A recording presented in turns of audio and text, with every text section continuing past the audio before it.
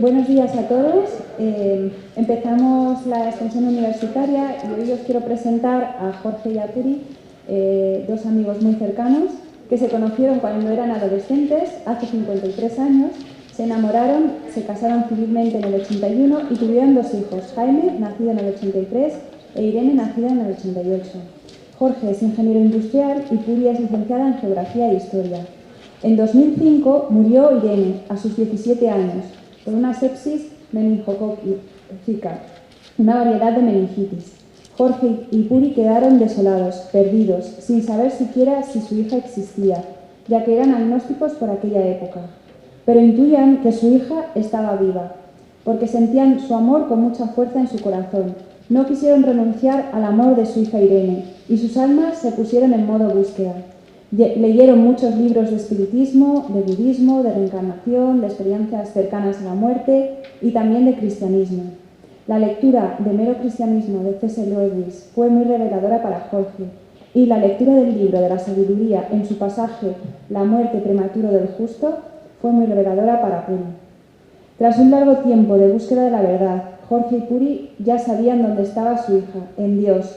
Fue entonces cuando su hija Irene, desde el cielo, les pedía que se casaran por la Iglesia, como así hicieron 10 meses después de su muerte. No quiero desentrañar más de la charla y sin más dilación os dejo en muy buenas manos. Gracias, Jorge y Puri, cuando queráis. Gracias a ti, Aida. Gracias a la universidad por darnos esta oportunidad de estar con jóvenes, que así nosotros pues rejuvenecemos, ¿no?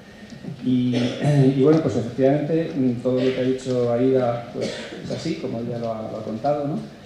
Tenemos dos hijos. Jaime es policía local en Villanueva de la Cañada y Irene pues ahora mismo está en el cielo, ¿no?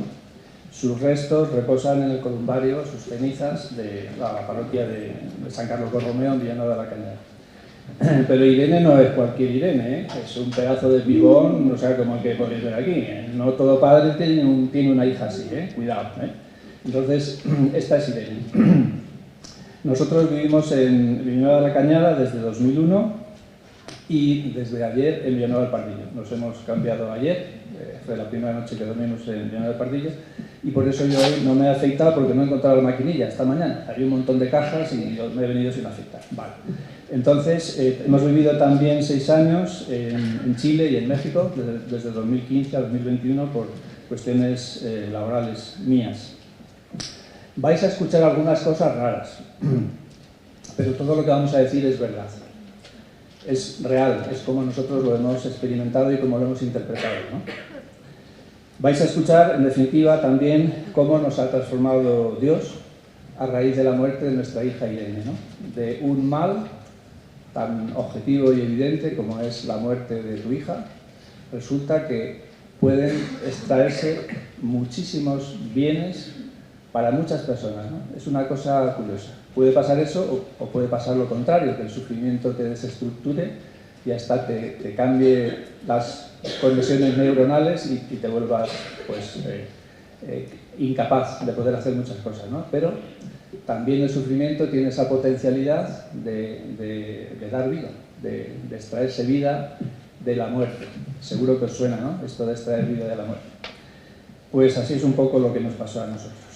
Y ya doy la palabra a ti.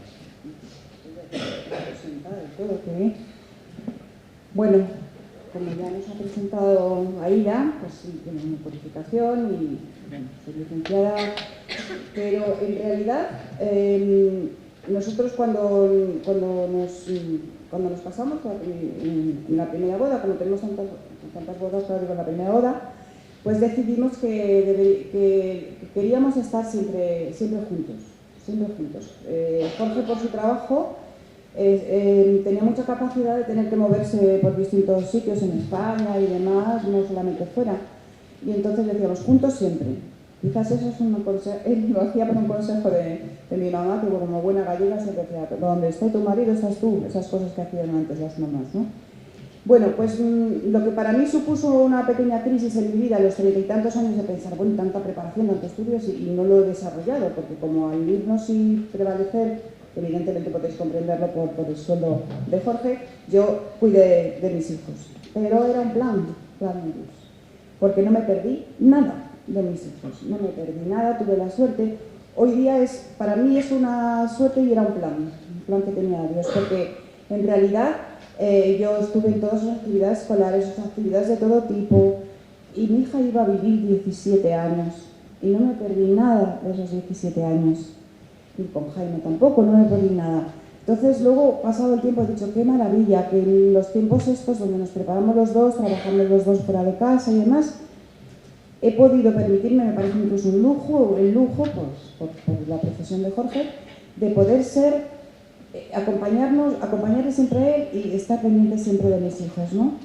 Qué maravilla. No tengo ninguna pena de no haberles dedicado tiempo, como me pasa a veces con algunas personas que dicen, yo no le vi cuando empezó a caminar, pues viví, eso ha sido una auténtica fortuna, poder vivirlo con ellos por lo que luego pasó, evidentemente.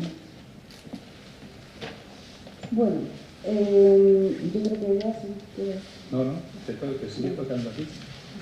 Bueno, sigue tenemos un guión. Sí, es un Excel, soy un ingeniero. Bueno, ¿cómo sucedió así a grosso modo lo que pasó con Irene?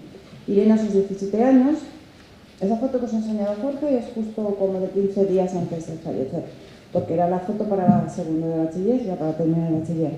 Y no sé, ella era de por sí como muy sufrida, ¿no? O sea, que mis hijos no son de mucho quejarse, entonces era muy sufrida. Pero resulta que hubo un viernes que me dice, mamá, no me encuentro bien, me duele, no puedo andar bien, y yo dije, qué raro que Irene, digo, ¿te doy algo para tomar? Y dice, no, digo, y la vi ella era rubia y clarita, pero la vi muy pálida. Y dije, vamos al centro de salud, ¿vale? Porque fuimos al centro de salud y estaba en urgencias y estaba de guardia una doctora joven, muy maja, estuvo mirándola de arriba abajo, tal, no sé cuánto, y además ella estaba como algo inquieta también. Y ella me dijo, puede que sea una gripe de esas de verano, porque era en agosto, y puede ser algo así, entonces vamos a darle pues, paracetamol, ese tipo de cosas. Bien. Nos fuimos para casa, Jorge llegó del trabajo y luego al acostarnos yo le dejé un vasito de agua, le dije cómo estaba y ella me dijo algo mejor. A las 6 de la mañana o así, Jorge me despertó a mí, yo me hice como San Pedro, me dormí, me quedé dormida. Y Jorge me dijo, te está llamando Irene, era temprano, 6 de la mañana. Entonces fui y me acerqué y me dijo, mamá, me estoy muriendo y me gustaría que te acostaras aquí conmigo para que yo lo último que vea sea tu cara, porque yo quiero darte la mano, estar cerca de ti. Y yo dije, niña, cariño mío, no digas esto. Claro, el tema. Bueno, papá, enseguida Jorge se levantó, digo, mira, papá ya está preparando el coche y nos vamos a ir al hospital y demás. Y la cogió Jorge en brazos, la pasó a nuestra cama, entonces yo la empecé a vestir un poco y me di cuenta que empezaba a tener, bueno, yo ahora sé que son petequias, ¿no? En aquel momento no tenía ni idea. Los que estáis en la enfermería sabéis eso. Y vi que había bastantes derrames y demás, y yo dije, Dios mío, ¿esto cómo es, no? Bueno, fuimos al hospital, ya enseguida no tuvimos que entrar con ella, ahora sí nos la cogieron, y que nos dijeron que era algo muy grave, ¿no? Muy grave, muy grave. Llegaron a la UCI y ya fue cuando nos dijeron que tenía una sepsis meningocócica y además ella lo tenía por un meningococo del que no existía en aquel momento vacuna. Irene estaba vacunada de todos los que había, ¿no? Pero era el meningococo B, que ya sí hay vacuna, pero en aquellas no había. Y bueno, a los pocos días, yo creo que incluso esperaron para darnos a nosotros tiempo, pues Irene falleció. Eso ahora ya me toca a mí. Muy bien. Vale. Bueno, en el Hospital de la Zarzuela estuvimos entre el sábado 30 de julio de 2005 y hasta el jueves 4 del 8 de 2005. Yo, que era un agnóstico, un cristiano de alpargata, que no rezaba, ni iba a misa, ni nada de nada, ¿no? Sí bautizado, claro, pero poco más. Desde que entró Irene en la UCI, yo me puse a rezar una oración profunda que salía de mi corazón, ¿no? Del corazón de un padre desesperado que no sabe si la ciencia médica va a ser capaz de resolver esa crisis de salud o no. Pues yo me puse a rezar así día y noche. Yo decía: Dios, si existes, salva a mi hija, te lo pido por compasión, ¿no? Fijaros qué planteamiento, si existes, porque yo no tenía claro ni siquiera si Dios existía, ¿no? Luego, andando el tiempo, me di cuenta que San Carlos de Foucault, en su conversión también rezaba en una iglesia de París. Él decía: Dios, si existes, haz que te conozca, insistentemente, ¿no? Y me di cuenta de que eso de alguna forma me hermanó con él, ¿no? Rezar de esa manera. Bueno, pues yo decía eso, ¿no? Imaginaros la desesperación entre la espada y la pared.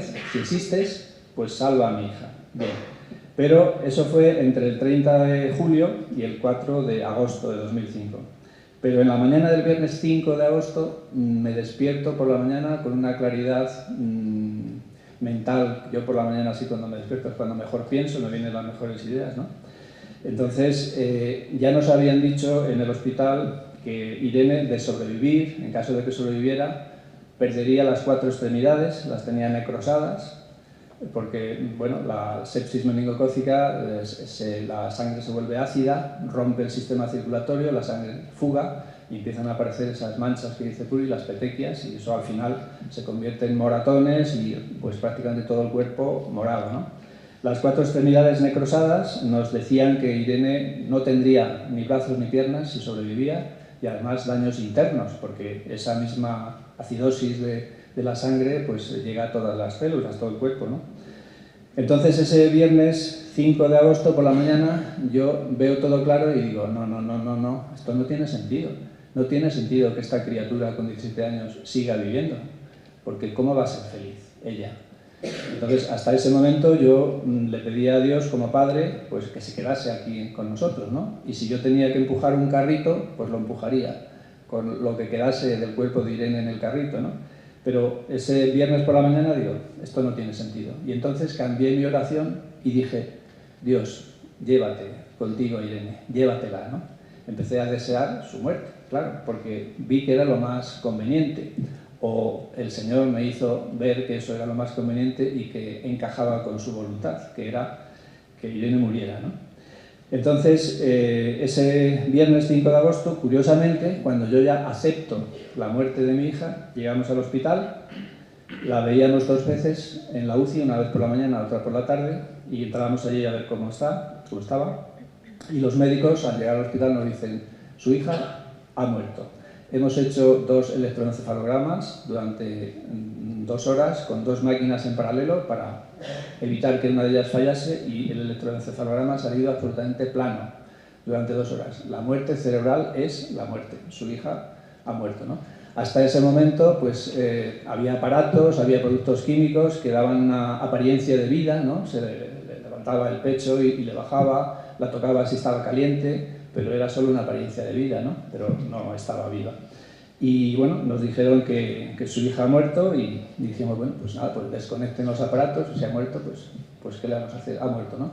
Pero fijaros que yo acepté su muerte antes de saber que iba a morir. Ese día por la mañana, cuando le dije a Dios: llévatela contigo, ¿no? Bien, entonces, ¿qué pasa? Pues pasa que nos enfrentamos con haber sido desposeídos de uno de nuestros más grandes tesoros, nuestra hija, ¿no? Y yo, con mi mente racional de ingeniero, dije: vamos a ver un momento, pero entonces, ¿qué significa una vida humana? Vivir una serie de años en la Tierra, que en el fondo vivir 17 o vivir 100 son muy pocos, ¿no? Os recuerdo que la Tierra tiene 4.543 millones de antigüedad, y el universo desde el Big Bang 13.800 millones de años, en ambos casos, ¿no? Entonces, una vida humana es un soplo, es nada, ¿no? Entonces, yo me hice esa pregunta que nunca antes me había hecho. Antes había muerto mi hermana, también murió mi padre, pero esta pregunta solo me la hice cuando murió mi hija. Dije: entonces la vida humana es vivir una serie de años y luego desaparecer de la existencia como si nunca hubieras existido, y eso es una vida humana. ¿Y cómo es que yo, cuando miro a los seres humanos, en cada uno de ellos veo entrega, generosidad, sacrificio, belleza, exterior, interior? Todas esas virtudes y cualidades que tiene un ser humano están destinadas a desaparecer en la nada, como si nunca hubiera existido. ¿Tiene eso sentido? Si la vida humana es eso, yo me pego un tiro ahora mismo, porque si mi hija ha dejado de existir, si ha abandonado la existencia, eso mismo me va a pasar a mí en un tiempo, ¿no? Luego, entonces, yo soy alguien que ahora está vivo, pero que va a dejar de estarlo para siempre dentro de un tiempo. O sea, una especie de zombie, ¿no? Un muerto viviente. Uno que está vivo, pero que en el fondo está muerto, porque la vida se va a terminar, ¿no? Entonces, para mí eso pues no tenía sentido. Pero al mismo tiempo que os confieso que tuve lo que se llama ideaciones suicidas, o sea, acaricié la idea de quitarme de en medio y que corra el aire, al mismo tiempo algo dentro de mí me decía, no, Jorge, apuesta por la vida. La vida tiene que ser algo más que lo aparente, algo más que lo físico. Tiene que tener un sentido la vida, porque si no, la vida es una chorrada, una tontería, ¿no? ¿Para qué esforzarse? ¿Para qué luchar? ¿Para qué amar? ¿Para qué sufrir? Si al final vamos a desaparecer de la existencia, ¿no? Entonces, pues triunfó este segundo camino, el camino de apostar por la vida, ¿no? Por ese motivo hoy estoy aquí hablando con vosotros, si no, pues no estaría. Te toca. Bien, ¿cómo se explicaría la vida sin de repente? Que ves desposeído, como dice Jorge, de lo mejor que teníamos los dos, uno de nuestros hijos. Yo tenía, además, especialmente, aparte de ser su mamá, una relación extraordinaria con ella. ¿Y dónde está? No puedo oler su pelo, no puedo tocar sus manos, no puedo... evidentemente nosotros extrañamos lo físico, eso es lógico, ¿no? Luego con el tiempo aprendes a cultivar y a hacer más grandes los lenguajes interiores del amor. Pero en realidad era desolador, ¿no? En principio. Pero pasaba algo bien curioso. Nosotros no nos rebelamos, ¿eh? Ni contra médicos, ni contra esto, si no se dieron cuenta, si se dieron... No, en absoluto. Pero lo que yo... Y lo comentaba, la suerte que hemos tenido también, ahora, es mejor que lo comente ahora, es que hemos vivido el duelo juntos. Ojo, es mucho más importante de lo que pueda parecer. Hemos sido los dos juntos los que hemos llorado, juntos los que nos hemos contado lo que sentíamos, los proyectos que como os explicaré, empezamos a realizar, ¿no? Y eso es muy importante, porque un psiquiatra amigo nuestro nos decía que el 40% más o menos de los padres que fallecen uno de sus hijos se suelen separar. Entonces eso ya era algo especialmente hermoso que nos ayudó muchísimo, ¿no? Y yo me acuerdo que le decía a Jorge, digo, tenemos que buscar a Irene, digo, porque sé que está. Digo, y te voy a decir por qué. No solo es que mi amor por ella siga tan inmenso y tan grande y tan precioso y hermoso como siempre, es que el suyo por mí también. Pero además como con vida, como que se intensifica. Yo para poder explicar lo que decía, huele a aire limpio, aire fresco, huele a vida. Entonces tenemos que buscar dónde está porque tiene que estar. Irene está en algún sitio, está viva. Está viva porque su amor vive. Y así empezamos nosotros a ponernos en modo búsqueda. Nena, perdona, no des así golpes porque perdón. Suena mucho. Sí, bueno, la falta de quizás, ¿no? Bueno, sí. Bien, nuestra respuesta, como os digo, no fue nada agresiva ni nada, no, en absoluto, todo lo contrario. Nos pusimos a modo ayuda y a modo búsqueda, ¿no? Sin dejar de sentir ese profundo sufrimiento que es muy difícil poder explicar en qué consiste, ¿no?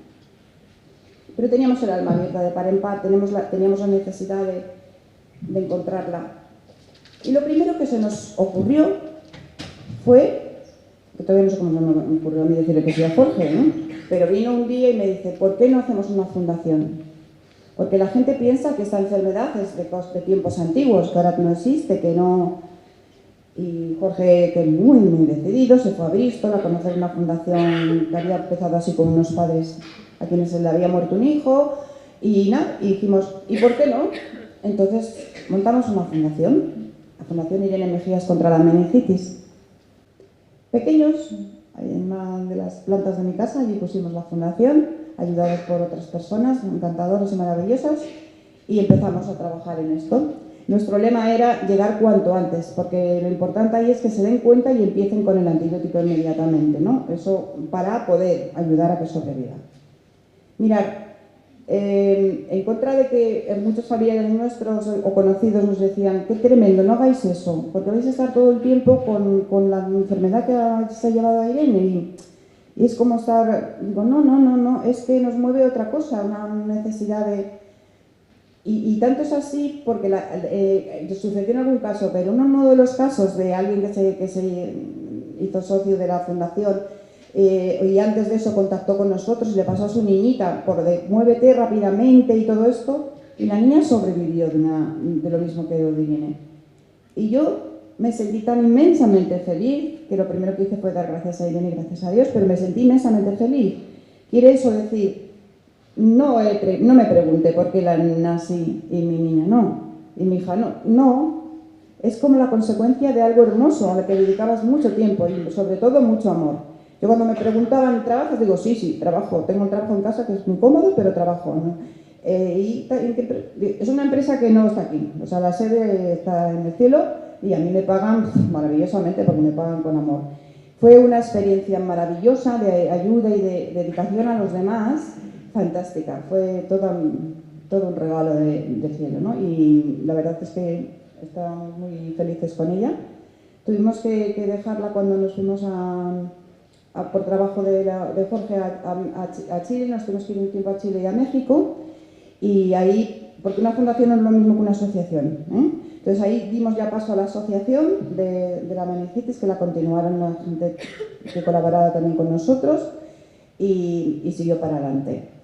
Habíamos hecho una campaña impresionante porque sí que tuve la suerte de conocer que un investigador había encontrado la vacuna contra el meningococo B, que yo pensé que no lo iba a poder ver en vida, pero me pareció maravilloso.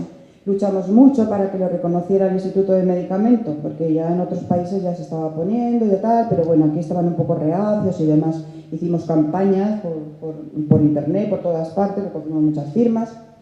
Y en esas estábamos que por lo menos primeramente se pudiera vender, se pudiera acceder a ella. Y la verdad, cuando nos fuimos para allá decíamos, ¿por qué no habernos venido en este momento en el que está la fundación? No nos hemos tenido que venir aquí a América. A los 2 días, no recuerdo si eran 2 o más, Jorge, pero nos llega la noticia de que se ha aprobado venderla en la farmacia. Bueno, hoy día ahí se llama la vacuna Bexsero y ya está en el calendario vacunal. Desde hace 1 año y pico ya está en el calendario vacunal. Y ahora, para presumir solo yo de mamá, pero no por mí, sino por mi maravillosa y preciosa hija, en el laboratorio de Bexsero tienen puesta la foto de mi hija. Quiere decirse que yo le digo, bien, Irene, lo hiciste bien, trabajaste bien. Pues a ese trabajo nos dedicamos fundamentalmente durante 10 años. Sí, pues ahora me toca a mí. Pero necesito una parada técnica para el orador, un poco de agua.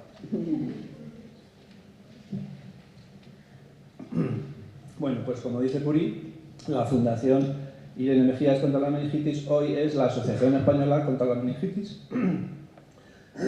y siguen pues en su lucha de que en todas las comunidades autónomas se incorpore esa vacuna Bexsero contra el meningococo B en el calendario vacunal gratuito.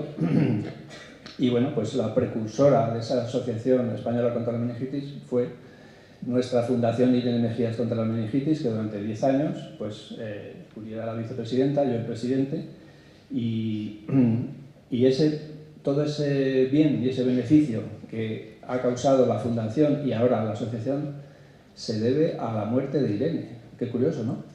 Como dicen, el tiempo es el mensajero de Dios, ¿no? Empiezan a pasar cosas, tú en ese momento no las comprendes muy bien, pero luego echas la vista atrás y dices, o sea que gracias a eso pasó esto otro y luego esto otro y luego esto otro, ¿no? Y entonces comprendes los planes de Dios. Bueno, en esa línea de almas en búsqueda que decía Puri, teníamos que encontrar el paradero de nuestra hija y nos pusimos a leer. Primero nos trajo una vecina unos libros de experiencias cercanas a la muerte.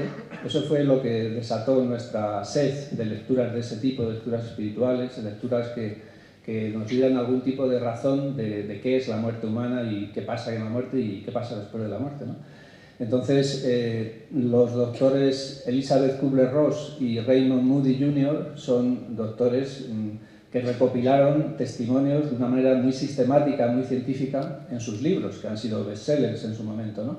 Entonces, en esas experiencias cercanas a la muerte, lejos de detallarse alucinaciones, lo que hay son historias con un discurso perfectamente estructurado, con un desarrollo, no son locuras, sino que tú dices, oye, a ver si va a ser verdad que hay vida después de la muerte, ¿no? Entonces, ese fue nuestro primer paso hacia esa búsqueda a través de la lectura de libros, ¿no?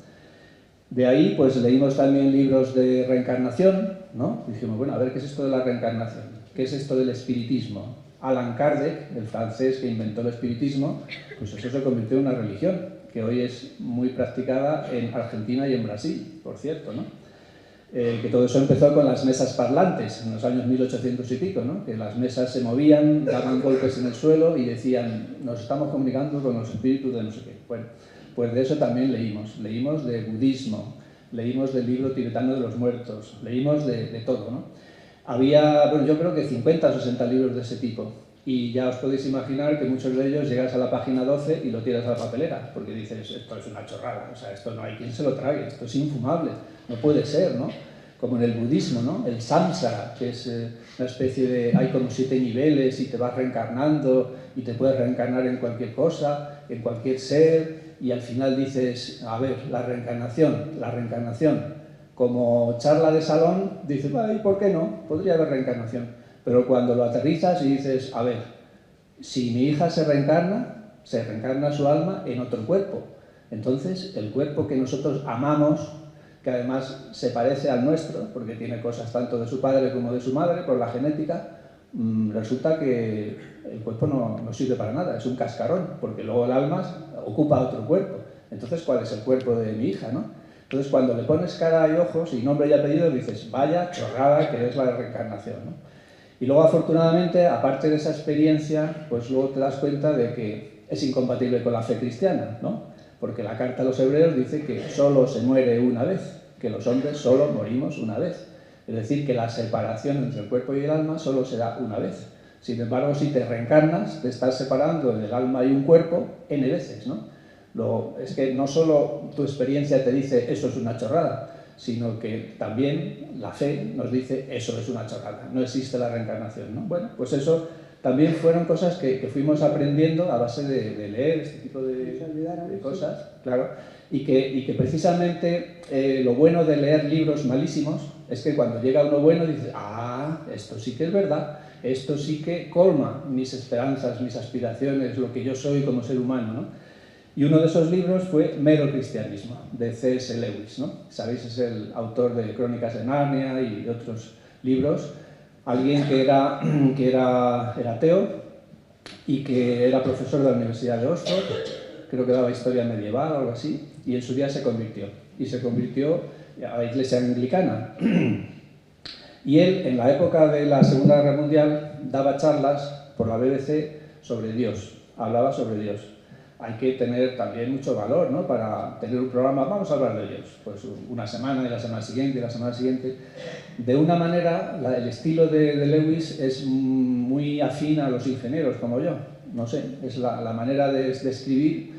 Lo sé porque hay gente que se lo he recomendado, este mismo libro, Mero Cristianismo, por ejemplo, abogados, y luego me han dicho, no me he enterado de nada, es una chorrada del libro, no sirve. Digo, bueno, pues a los ingenieros que yo conozco, que se lo he recomendado, no sirve. Entonces, el estilo de Lewis a mí me encanta cómo escribe él, ¿no? Y leyendo Mero Cristianismo, que además en este caso no lo compramos, sino que me lo regaló un amigo, me lo envió por correo, y que también es ingeniero industrial como yo, y me puso una dedicatoria y me dijo, mira, cuando estuve viviendo en Nueva York, alguien me regaló este libro y cuando lo leí transformó mi manera de ver a Cristo y al cristianismo. Sé que tu hija ha muerto, mira a ver si a ti te ayuda. A mí me ha ayudado mucho. Esa fue su dedicatoria. Me puse a leer Mero Cristianismo y hay un momento en el que Lewis define a Dios. Dice, ¿cómo es Dios? Por dentro de sí mismo. Y Lewis dice, Dios es un padre que tiene un hijo y entre ese padre y ese hijo existe un amor colosal, eterno, hipercreativo, que no puede dejar de crear seres y más seres y sostenerlos en la existencia por amor, no por necesidad. Un amor tan perfecto que es una persona, que se llama Espíritu Santo. Entonces, Dios es un padre, más un hijo, más el amor entre el padre y el hijo. Un amor personal y creativo. Entonces, recuerdo que yo leí este libro, estaba yendo en avión a Budapest, porque teníamos un negocio de parques eólicos en Hungría, y bueno, pues llego a esta definición de Lewis y me pongo a llorar. Yo iba en el avión, recuerdo que iba en el pasillo, a mi izquierda estaba el pasillo, y un señor desconocido que estaba en el asiento del centro, a mi derecha. Yo me puse a llorar, ¿no? Cuando leo, ¡oh! Y entonces el Señor me mira y dice, este hombre, ¿qué le pasará, no? Lo que me pasaba es que dije, pero vamos a ver, si esta definición de Dios que dice Lewis, yo la estoy experimentando, la estoy viviendo. Vamos a ver, ¿quién soy yo? Yo soy un padre que tiene una hija, en este caso, al otro lado de la muerte. Pero el amor que siento por ella, a mí me ha convertido en alguien hipercreativo. Hemos montado una fundación para luchar contra la meningitis, me he convertido en escritor de cosas espirituales, que a día de hoy sigo escribiendo y creo que Aida me sigue sufriendo cada semana, en un blog que tengo y escribo sobre Dios, sobre la vida, sobre el amor, ¿no? Entonces, digo, yo me he convertido en una persona hipercreativa por la muerte de mi hija. Y además, ese amor que siento por ella como que me lleva, tira de mí, ¿no? Es como si fuera un amor personal, como si tuviera vida propia, personalidad propia. Justo como el Espíritu Santo, el amor entre el Padre y el Hijo. Y entonces por eso me puse a llorar, porque dije, es que esto lo estoy viviendo yo, lo estoy viviendo en mí. No es una cosa que me ha contado un cura, no es una cosa, no, es que lo estoy experimentando. Entonces entendí el misterio de los misterios, el misterio de la Santísima Trinidad. Lo entendí en aquel viaje a Budapest, ¿no? Entonces, pues hasta ahí llegó Arte todo. Sí, yo lo compartí conmigo, como decimos, lo vivíamos junto todo y juntos lo compartimos y tal, lo miramos. Sentimos dentro del dolor, estábamos con paz, pero una paz muy grande, mucho mayor. Y era de repente como decir, anda, es como cuando como un descubrimiento y como que me encuentras dónde va a estar, dónde está ella, ¿no? Y entonces esa misma noche, fijaros qué cosas tan... Parecen cosas curiosas, yo soy muy de San Agustín, las casualidades no existen, pero vamos a ver, hay cosas así curiosas que debe mover el Espíritu Santo a hacerlas, ¿no? Sentimos como que ya encontrábamos la explicación de con quién y dónde estaba Irene. Y entonces yo me cogí la Biblia y a modo de un grupo cristiano que hay que a mí me encantan porque son de gozo puro, que son los carismáticos, que están siempre cantando y dando gozo, o sea, con gozo y felicidad al Señor. Ellos tienen costumbre de abrir la Biblia así por donde les parece, pero a modo de eso, sin yo saberlo, no los conocía todavía, pues vimos allí la Biblia que estaba por casa que no tocamos nunca.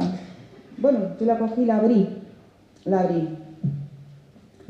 Llamémosle curiosidad, no sé la razón, pero la abrí y se me abrió en el Antiguo Testamento, en el libro de la sabiduría. Mis ojos van hacia un párrafo que se llama La muerte prematura del justo. No os la puedo decir de memoria porque en realidad no me quedé de memoria, tanto fue las lágrimas que se me cayeron al ir leyéndolo que no puedo recordarlo para explicarlo de memoria. En él, si lo buscáis, no me acuerdo del número, pero está en el libro de la sabiduría, de repente es como si verdaderamente Dios me estuviera hablando y me estuviera explicando la situación de lo que es la vida, ¿no? Vamos a ver, la sabiduría no la alcanzan ni las canas, ni los años, ni nada de eso. No es necesario vivir muchos años, ni nada de eso. Veréis, ahí a partir de ahí además es que yo me sentía muy identificada verdaderamente, como dice San Pablo en su carta tan bonita, esa que se lee siempre en las bodas, pero que es más maravillosa que todo eso, es el himno de la caridad, ¿no? Realmente lo que queda, lo que importa, lo que queda después de todo es el amor. El amor.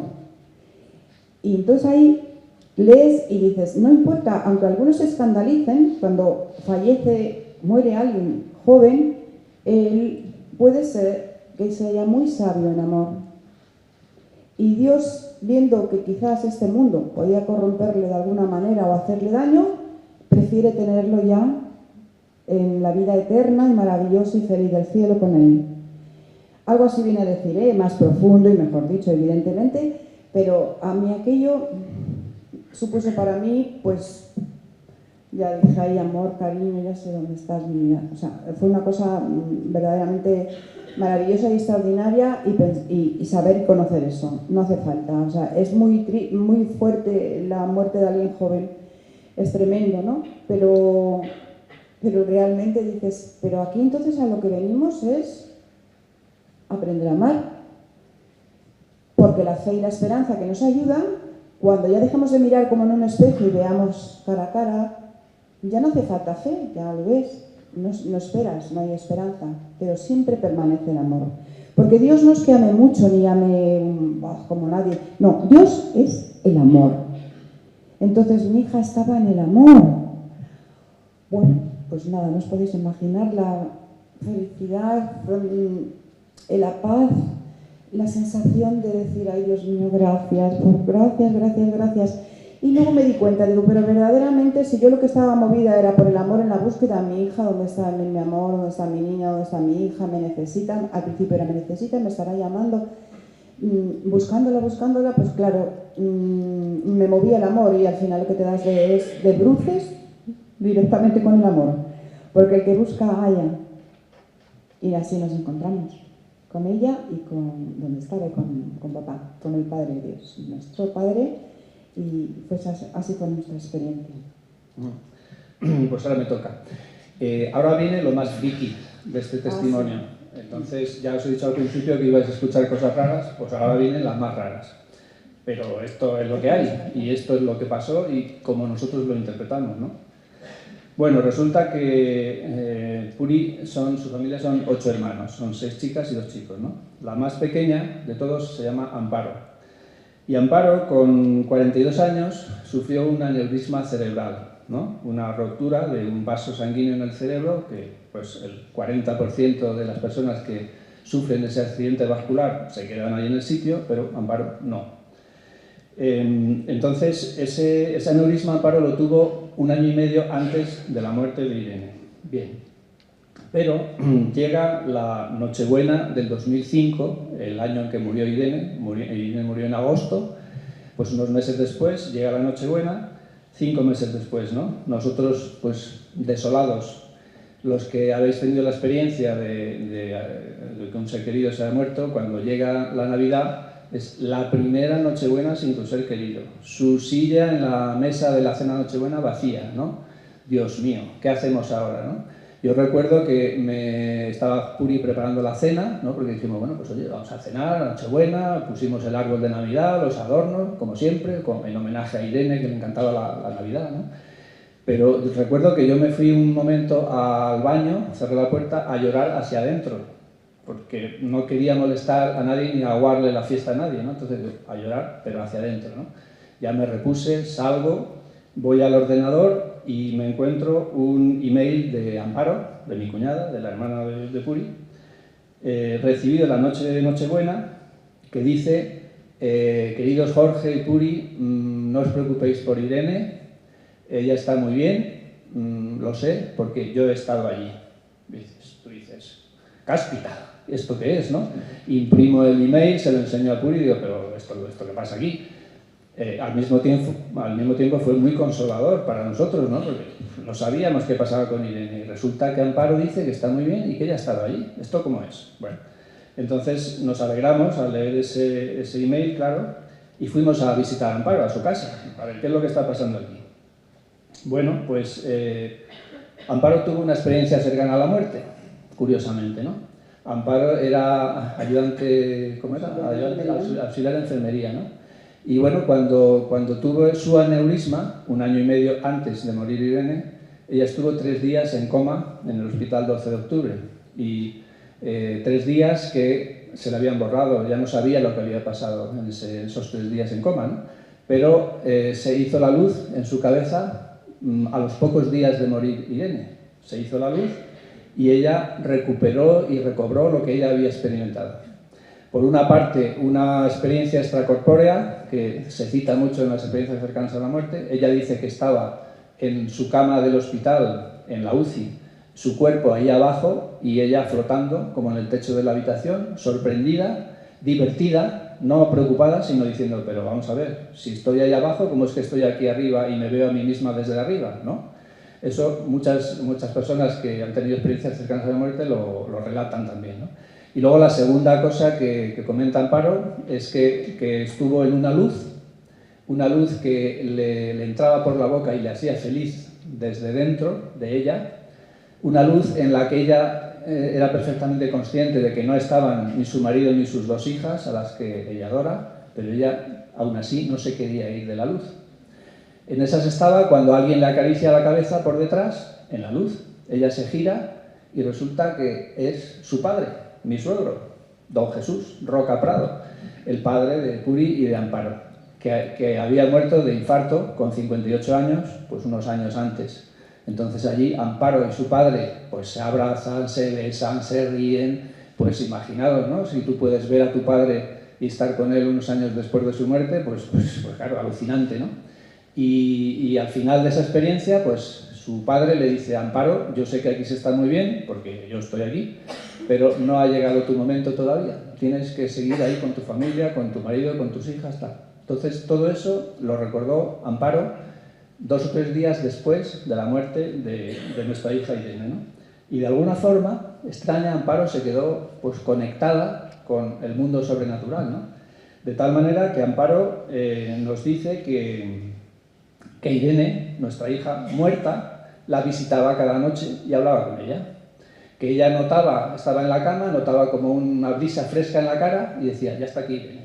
Y entonces, de alguna manera de conexión mental, porque no era una visión física, pues Irene le hablaba y le decía que estaba muy bien, que no nos preocupásemos sus padres, que ella nos iba a ayudar en todo, que siempre que tuviéramos algún problema que contásemos con ella, que le llamásemos, que le dijéramos el problema que fuera. Y luego lo que Amparo hacía era que nos escribía un email contándonos, anoche vino Irene, me dijo esto, me dijo tal.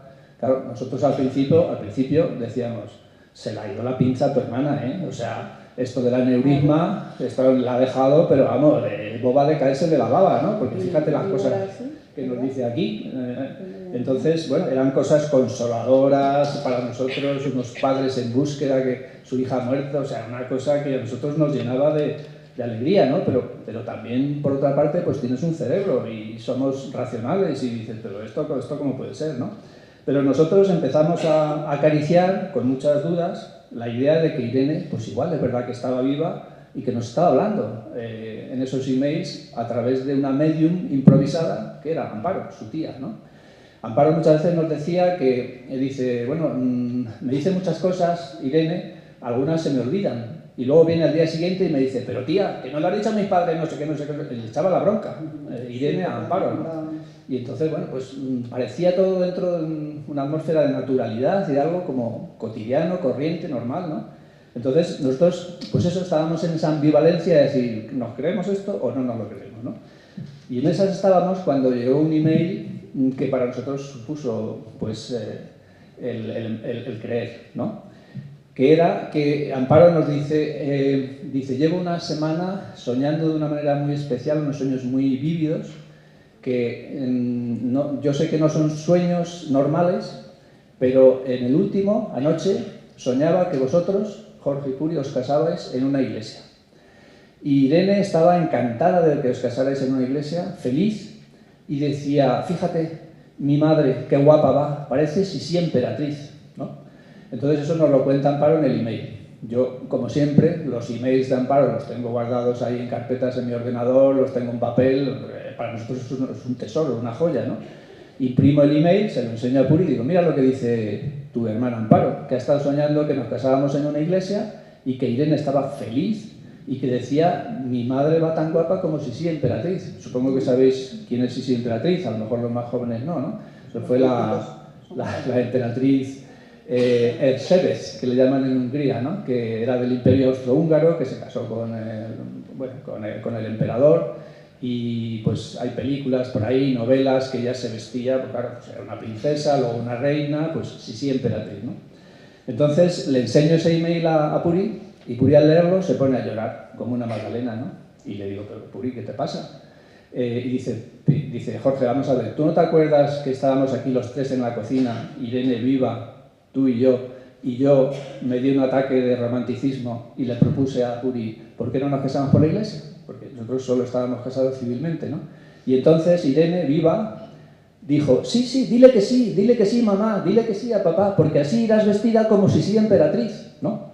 Entonces, Puri, que lee lo de Sisi emperatriz, dice, ándale, aquí está pasando, o sea, en ese momento nosotros decimos, a ver si va a ser verdad que es Irene, que está viva y nos está hablando, porque ¿cómo puede ser que ella, o sea, que Amparo conozca un detalle de nuestra vida, lo de Sisi emperatriz, que nosotros no se lo hemos contado a Amparo, sin embargo aquí sale, ¿no? Parece como que verdaderamente Irene nos está hablando, es ella, ¿no? Total, que ya con esto que fue el empujón final, fuimos a la iglesia, que hacía 40 años que no pisábamos una iglesia, hablamos con Chachi, con un sacerdote que se llama Chachi, que ahí la conoce, Carlos Ruiz Saiz, que ahora está en Pontevedra, que le ha dado por la vida de eremita y está allí en una casa en Pontevedra. Y entonces le contamos y le dijimos, oiga padre, mire, nos están pasando unas cosas muy raras, pero que muy raras, le contamos así por encima esto mismo, y nosotros creemos que nuestra hija está viva, está en el cielo, y le encantaría que nos casáramos por la iglesia. ¿Cómo lo ve usted, señor cura? Y el cura dice, bueno, yo soy un cura, yo me dedico a casar a la gente, entonces no voy a ser yo el que os diga que no os caséis, así que si os queréis casar, pues yo entiendo que lo que está pasando aquí es que ese amor tan vivo que tenéis por vuestra hija es una especie de canal por el que Dios está utilizándolo como una especie de autopista para enviaros gracia y gracia y gracia, ayuda del cielo para tirar de la cuerda y tirar de vosotros hacia donde está Irene, hacia Dios, ¿no? Entonces, bueno, fijamos la fecha de la boda, que fue unos meses más tarde, nos casamos 10 meses después de morir Irene. Espera un momento, a ver. Hay que recordarlo, ¿no? Ah, pues es verdad, es que si no le piso su parte. Venga. Claro. Sigue. Con el padre, este los jóvenes, era joven, además encantador y maravilloso, le llamaban Chachi, por eso decimos su padre Chachi, ¿no? Entonces establecimos esto y digo, sí, estábamos ya habíamos hecho el encuentro de Lewis y todo esto y toda la atmósfera estaba rodeada de acercarse al Señor, ¿no? Bueno, pues él nos propuso lo siguiente, vamos a ver, fijamos fecha, desde que se lo dijimos, eran 2 meses y pico, casi 3, y que eran a 10 meses de haber fallecido Irene. Y dice, bueno, ese tiempo, mientras tanto, tenéis que volver a ser novios. Ya sabéis estas cosas, fijaros, otra vez novios, así que, Mi hijo Jaime nos miraba un poco raro, como diciendo, esta gente se le ha ido un poco la olla, ¿no? Pero sí, tenéis que ir como novios y luego nos propuso hacer un cursillo de cristiandad, que fue una experiencia verdaderamente hermosísima. Y teníamos que hacer una confesión general, porque claro, hacía mucho tiempo. Como buen sacerdote eligió los momentos más apropiados para todo, ¿no? Bueno, pues a la Semana Santa y a la Semana de la Misericordia, pues fuimos al cursillo de cristiandad. Allí fue toda una experiencia hermosísima y, bueno, yo personalmente, y Jorge también de otra manera, tuve mi encuentro, porque es imprescindible tener un encuentro. O sea, las cosas teóricas no sirven si no hay encuentro. Y además encima fue con la imagen de la misericordia, de la cual soy una fan absoluta, ¿no? De la coronilla de la misericordia. Bueno, pues hicimos esto, fue estupendo, y el domingo de resurrección él nos confesó, que eligió especialmente ese día. Bueno, Jorge más pesado que yo, que se llevó un montón de folios para contar cosas. Yo, en fin, de lo que no me acordaba sabía que no iba a haber problema, pero bueno, nos confesamos. Y ya, pues, nos llevó a un grupo de vida cristiana, que eran muy encantadores, matrimonios, muy majos y que nos acogieron y fueron como un abrazo de amistad, de cariño para nosotros. Y ya nos casamos un 10 de junio. Nos fuimos de viaje de novios a Roma, que era cuando murió Irene, el día 5 de agosto, a los 2 días teníamos programado un viaje a Roma con ella y con mi hijo. Y bueno, dijimos, vamos a cumplirlo, ¿no? Y así fue. Fue una boda muy linda, muy bonita, estaba nuestra familia, no fue demasiado pequeña porque mi familia es muy grande. Ellos no son practicantes, pero les pareció una boda muy, muy hermosa. Hubo una anécdota muy curiosa porque les invitamos lógicamente a comer. Y cuando llegamos al lugar de comer, entramos Jorge y yo, todos los dos muy manos y tal, y nos dicen, son ustedes los padrinos, ¿no? Digo, no, en este caso somos los novios. Pero bueno, es por tener una anécdota. Y ahí empezó nuestra vida matrimonial y hemos renovado, por cierto, cuando hemos estado en Chile teníamos un párroco que renovaba todos los años el matrimonio. Y digo, yo nos hemos casado un montón de veces, ¿eh? No aprovechaba para cambiar para alguien más jovencito y más guapo, pero bueno, nos hemos casado nosotros. Bueno, para daros tiempo a preguntas y eso vamos terminando. Después de ese matrimonio eclesial, que fue 10 meses después de morir nuestra hija, pues nos ofrecieron ser catequistas de adultos. Hemos sido catequistas de adultos. Yo, como digo, escribo mucho sobre Dios, todas las semanas publico algo en mi blog. Lo de la fundación que se convirtió en la asociación ya os lo hemos contado. Nuestra vida es una entrega a Dios. Ahora estamos, desde que volvimos de México, estamos coordinando grupos de mutua ayuda en duelo, Resurrección, que se llama precisamente Resurrección, para personas que están sufriendo por la muerte de seres queridos, ¿no? Lo empezamos a hacer en nuestra parroquia, luego pues yo ahora soy el animador de esto a nivel nacional. Se están abriendo estos grupos en muchas parroquias de España, también tenemos grupos virtuales por internet, etc. Y por finalizar y que podáis preguntar, dentro de esa actividad mía escritora, pues escribí una especie de poema que se llama La isla del tesoro, que representa mi manera de pensar y de sentir, pues al final de toda esta peripecia, cuando nosotros, más o menos en la época en la que nos casamos por la iglesia, ¿no? Os la leo. La isla del tesoro. Oí de un tesoro de inmenso valor. Algunos lo creen, hay muchos que no. Loco me llamaron al partir tras él, mas siente mi alma que el cuerdo soy yo. Solo por el mapa hube de empeñar mi hogar y mi hacienda y me hice a la mar. Olas de tormento tuve que sufrir, batallas dolientes en las que perdí padres, hijos, hermanos, amigos, muchos cuantos en mi vida fueron que cayeron ante mí. Pero seguí mi camino sin volver la vista atrás, siempre mirando al frente, loco obsesivo, en pos de la tan ansiada felicidad. Hubo también ternura, calor y amistad. Ayudé siempre a quien pude, pobre o rico, chico o grande. Y quizá hasta alguno de mis enemigos hoy no podrá decir que dejé de amarle. Al fin, mis desvelos obtuvieron recompensa. Fue rentable invertir toda mi vida en busca de mi gran tesoro, porque acabé por hallarlo y era mucho más precioso de lo que nunca antes hubiera soñado. Sé de tu curiosidad y te desvelaré el misterio. La isla donde lo hallé era dentro de mí mismo. El mapa era la fe, el amor era el camino y el tesoro era el cielo, desde donde hoy te escribo. Ahí terminamos. Gracias.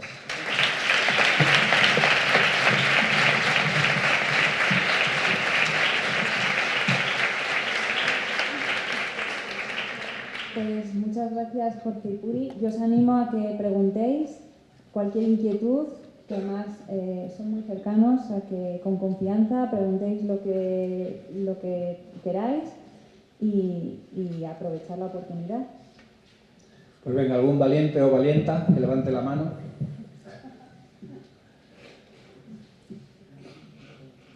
Vale cualquier tipo de cosa, aunque sea qué friki sois, también vale. Ahí.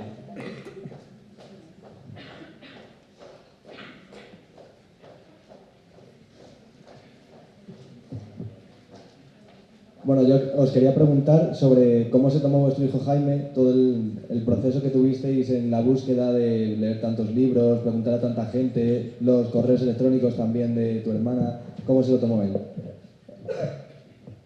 Bueno, Jaime se lo tomó bien y os voy a decir por qué. Porque él se preocupó mucho por nosotros, pensó que esto que había sucedido iba a ser algo que nos iba a destruir a Jorge y a mí, ¿sabes? Como nuestra vida, nuestra actividad y lo sé, además con seguridad, porque a algunas de mis hermanas les dijo, oye, echadme una mano, porque yo soy muy joven, pero no sé si papá y mamá se hunden, ¿qué hago, no? Entonces él nos veía con paz. De hecho, fue mi padrino de boda. Cuando nos decidimos casarnos, le dije, Jaime, me haría una gran ilusión que fueras mi padrino. Y dice, por supuesto, mamá. Entonces, aunque él es una persona que se ha casado por la iglesia y tal y cual, y que cree en Dios, no es practicante, ¿no? O sea, como nosotros. Pero sí le gusta vernos felices, vernos llenos de paz, y que tenemos, y que salimos igual a tomarnos una copa, a cenar con amigos, a lo que haga falta, pero que tenemos una inclinación de buscar el ayudar a los demás, ¿no? Él le parece estupendo. Entonces, en ese sentido fue muy bueno para Jaime, ¿no? En algún momento, ya te digo, cuando el tema están un poco que novios y que no novios, o sea, pero ¿qué es eso que os dicen, no? Pero bueno, cosas curiosas a un chaval de 21 años, ¿no? O sea que... Pero por lo demás, él está, y lo dice, y todavía hoy lo dice, el veros con paz, entregados, que era un gran esfuerzo, os suponía algo bueno para vosotros, me hace a mí estar en paz y tranquilo también, ¿no? Él vivió su propio duelo por lo de su hermana, pero muy cerca, muy cerca de nosotros. Veréis, antes de hacer otra pregunta, y discúlpame, os quería decir algo que puede sonar un poco cursi, pero os aseguro que no lo es. Es propia experiencia, y a mí me encanta veros, me recordáis a mí, es una maravilla estar con gente joven. Pero yo os quisiera recordar algo importante. Mirad, la vida es, como dice Jorge, es muy corta, es cierto que es corta. No tengáis miedo a decir te quiero por amistad, te quiero por noviazgo, te quiero por... El amor es inmenso. Nunca os lo guardéis, no tengáis miedo de decirlo, hacerlo, abrazad, escuchad, entended y quered a los demás.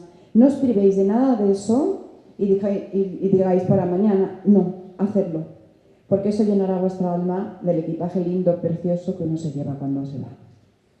Gracias.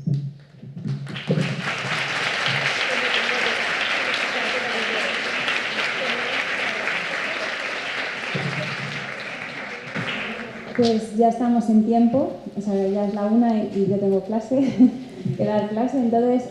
A ver, tú vete, nosotros quedamos aquí. También. Así que muchas gracias, Jorge y Puri, que siempre es una maravilla escucharos, y además que os conozco de cerca.